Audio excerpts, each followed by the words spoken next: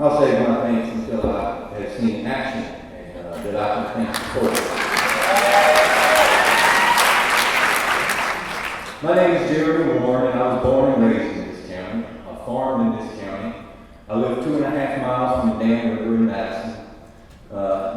The fields, the forests, the outdoors, the waterways have added greatly to my quality of life living here. And I have chosen to raise my growing family in this county because of that quality of life.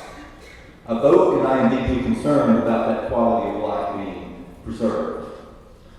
The 200-foot setback from an open waterway is absolutely ridiculous. Our rivers and waterways are among our most valuable resources and deserve more respect and protection than that. Once they are ruined, our county has little to fall back on. 1,500 feet should be a minimum, and it is inadequate at that. The 650 feet setback from homes is also ridiculous, particularly when you know that there are variances up to 450 feet. It has been shown many times that gas is released as the natural gas is being extracted are toxic to nearby residents up to 4,500 feet away. A setback of 1,500 feet still seems woefully inadequate, but should at least be a minimum, particularly since we have been promised by you that we would have the best rules in the country, and several states have this as their minimum. The half-mile liability for well contamination by the gas wells is even more of a joke, particularly since the drilling can be done for a radius of 1 to 2 miles. Liability should be for the distance of the well minimum. Full disclosure of all chemicals used should be a requirement for many and varied, already expressed safety concerns. I find it reprehensible that these draft rules were written to protect the gas companies more than to protect our residents. And